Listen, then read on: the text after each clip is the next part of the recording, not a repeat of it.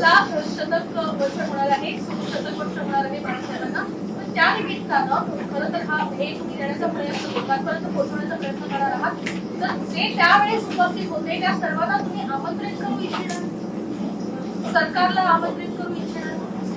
ज्यांनी बाळासाहेबांचे विचार सोडलेले नाही ते सगळे आज सुद्धा येऊ शकतात. तिथे त्यांना कोणीतरी विचारलं की आमंत्रण कोणाकोणाला देणार, ते जोरात म्हणाले बाळासाहेबांचे विचार जे विसरले त्यांना आमंत्रण देणार नाही. मला वाटतं एक दुसऱ्याशीच बोलत होते ते की बाळासाहेबांचे विचार कोण विसरले आणि कोणाला लोकांनी घरी बसवलं हे जरा आत्मपरीक्षण आज तरी करा, नाहीतर जे उरले सुरले आहेत ते पण कधी निघून जातील कळणार नाही. आणि स्मारक आमंत्रण भाई असं बोलतायत की आम्ही आमंत्रण देणार. स्मारक कोणी बनवलं? स्मारक सरकारने बनवलं. सरकार स्मारक बनवते. तुमच्यामध्ये धमक देखील नव्हती ते स्मारक बनवण्याची.